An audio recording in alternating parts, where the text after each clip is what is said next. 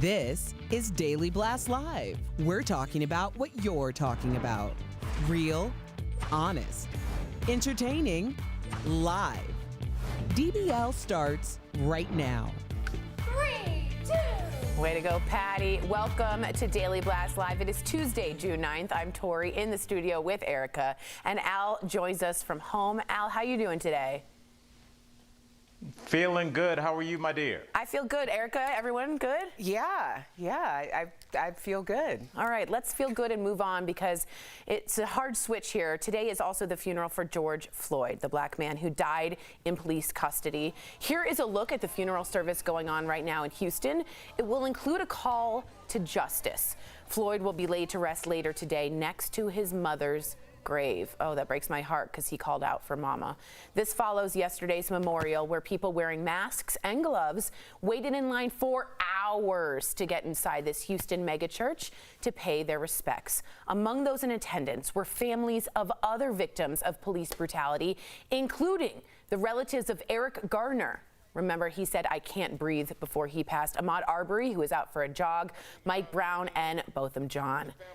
George Floyd's brothers also spoke. Here is what some of them said. We will get justice.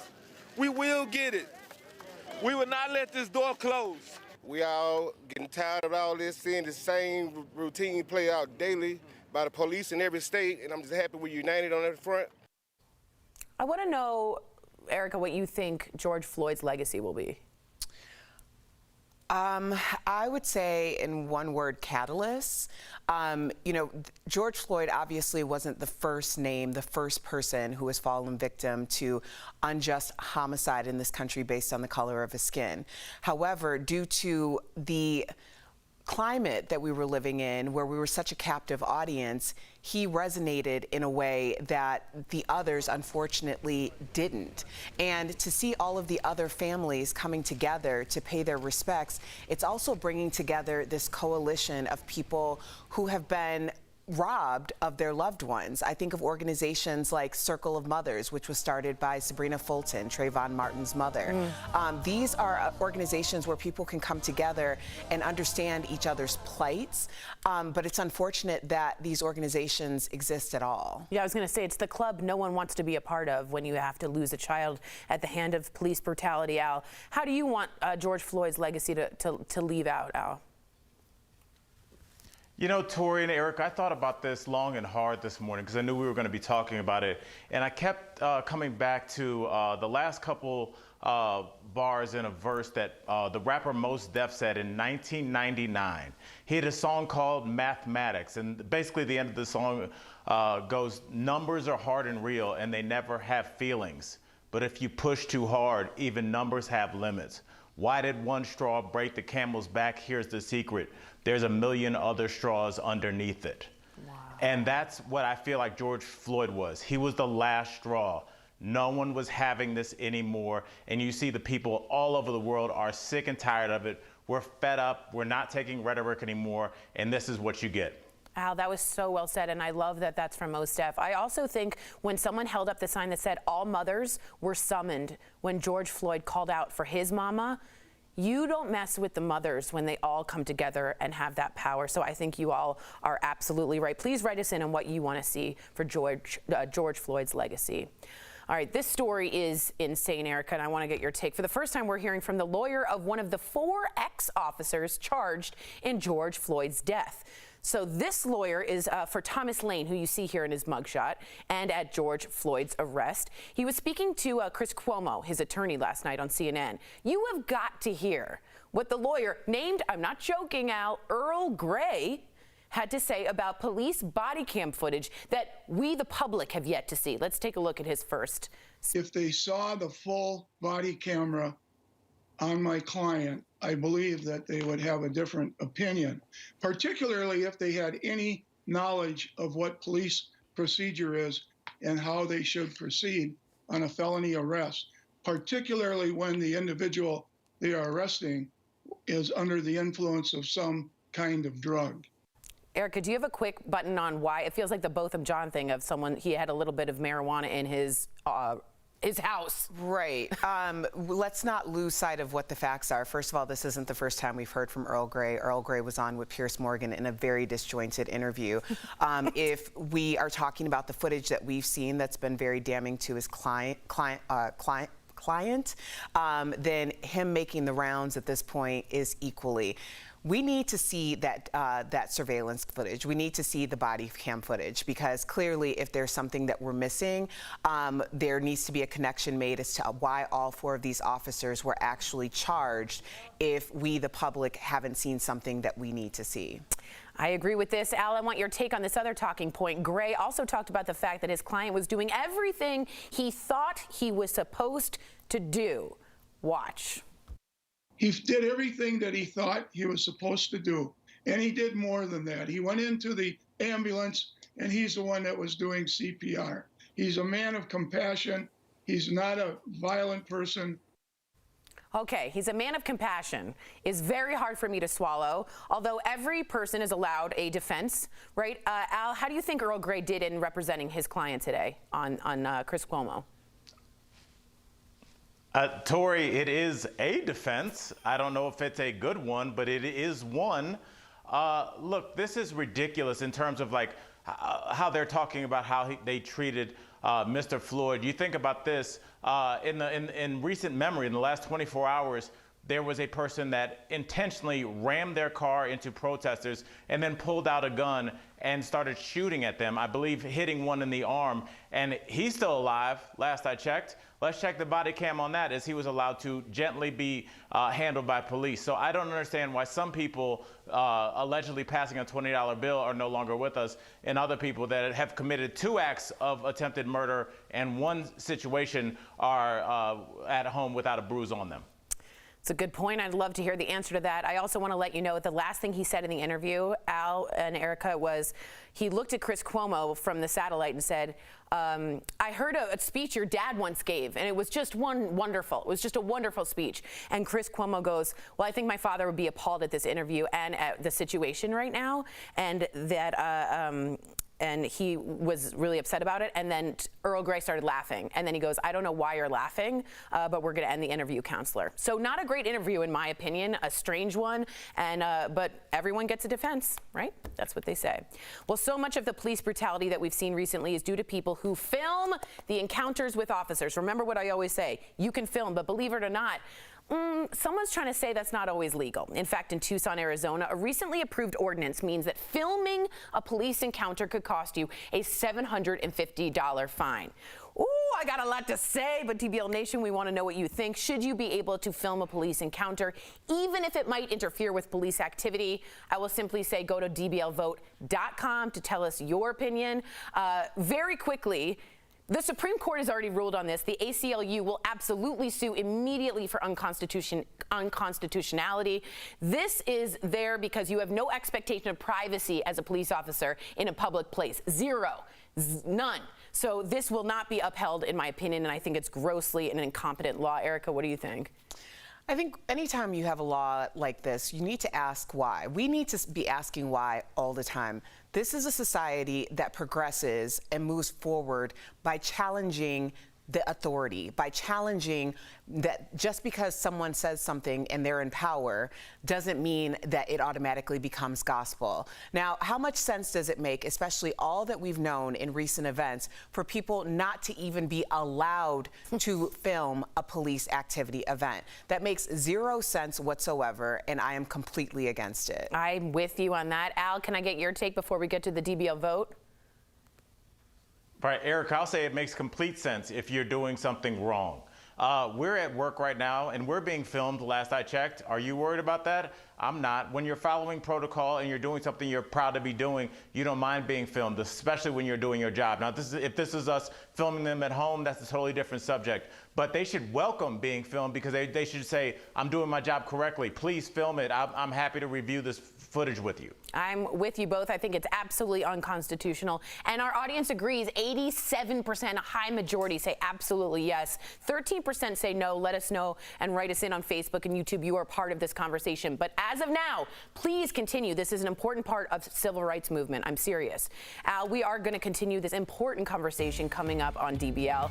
Al catches up with actor Chris Spencer from Black Lives Matter to his children's activism and his new BET show that'll make you laugh. They're talking about it all. Plus some Hollywood headlines. Cardi B's going all natural.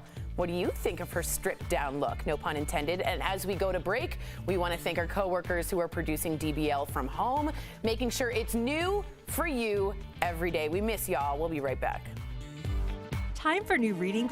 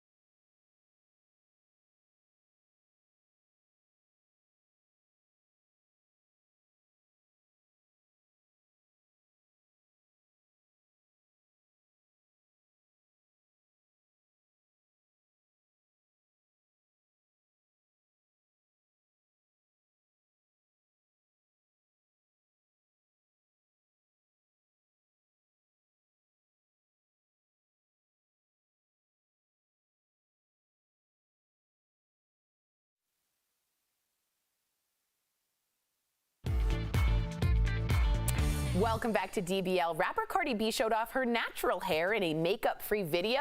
Take a look. Okay guys, so this is really how my hair is.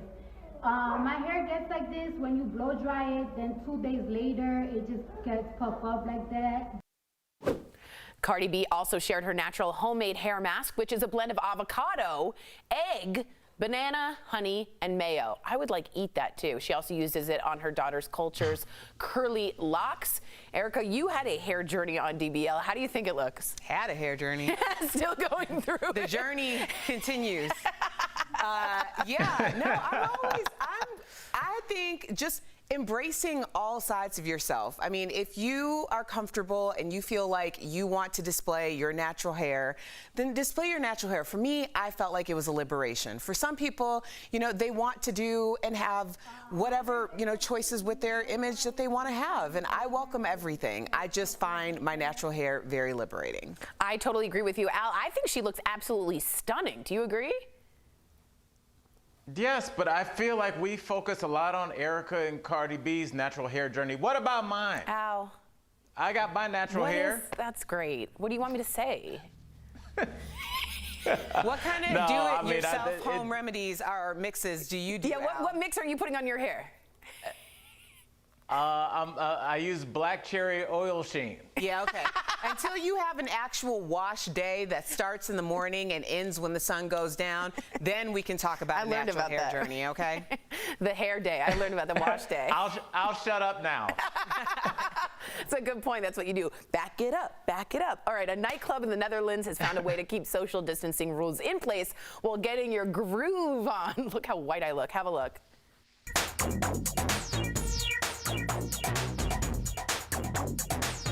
What is this? Oh no, I don't know. Does this look like fun? Oh no, the nightclub held a rave with a live DJ and 30 guests dancing in their chairs. Originally, the promoter wanted to allow dancing with people 5 feet apart, but the local authorities said people had to be sitting down. Al, would you go to this? You're a DJ. Would you DJ with people just sitting? Party time. Yeah, I would love if people just sat because you don't have any pressure to do well. Everybody's sitting down. It's like, oh, well, the government said they had to. Everybody knows I was killing it. Have you blaming your lack of rhythm on the government? That's a good way out, my friend. I'll take that. We'll be right back.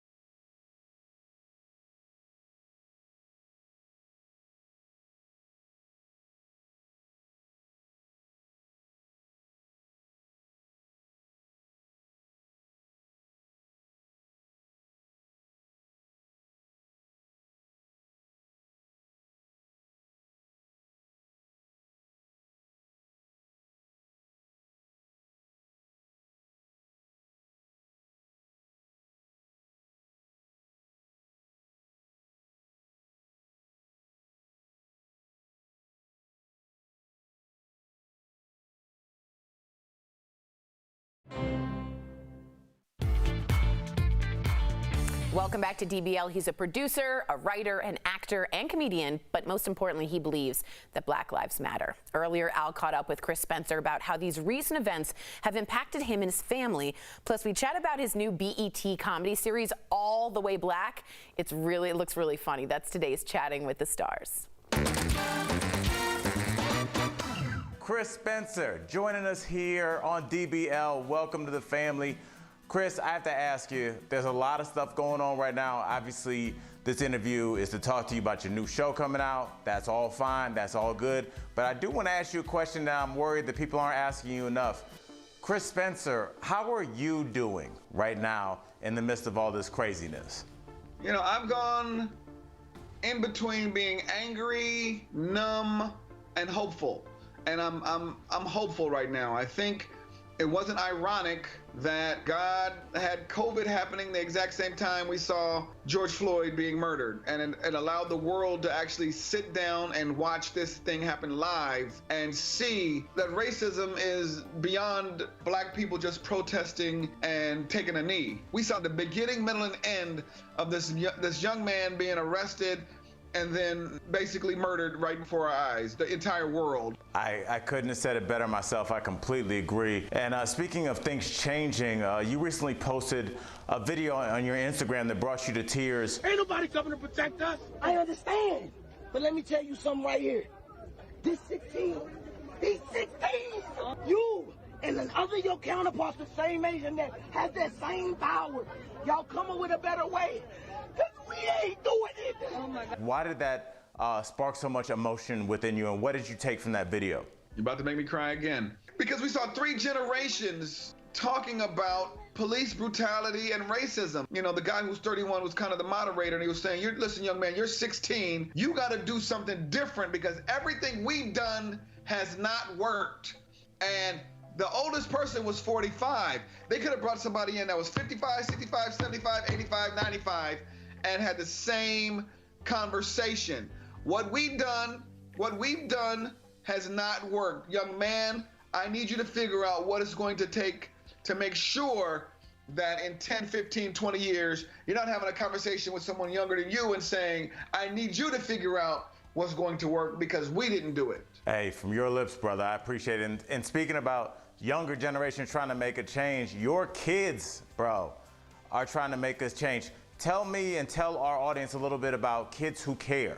My daughter and my son created a movement with 15 or 16 of their other friends called Black Kids Who Care, and they're about it, for lack of a better word, to quote Master P, and they are ready to figure out how they're going to make a change, you know, from getting out there in the streets to creating apparel that they're going to sell that they could donate to the widows and mothers of some of these slain black men and women. They've taken where we were and have gone further. It's almost like, you know, I had the iPhone 6 and now they're on iPhone 27. These kids are something else. Now, Chris, we've been talking about a lot of unpleasantries that are going on in the world, but you know, they are just facts and we will deal with them.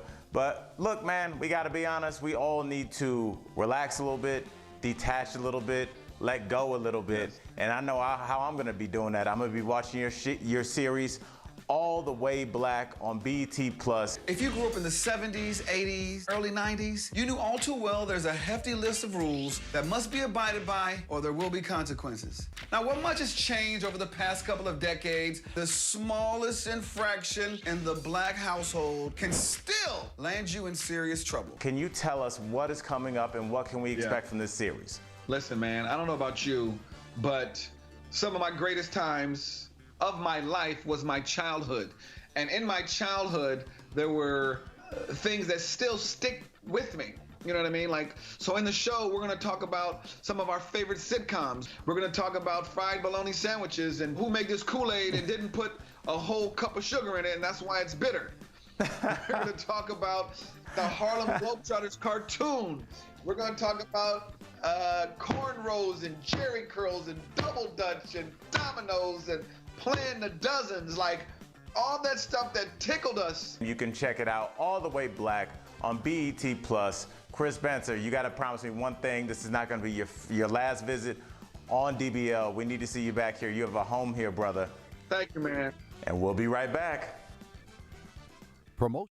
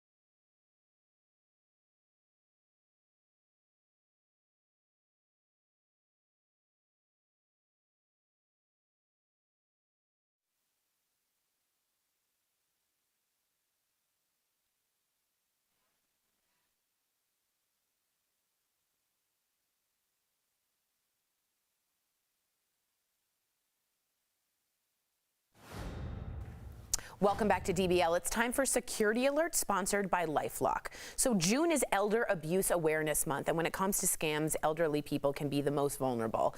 In the wake of protests and the pandemic, they are more likely to fall victim. Con artists try to gain their trust by posing as government officials.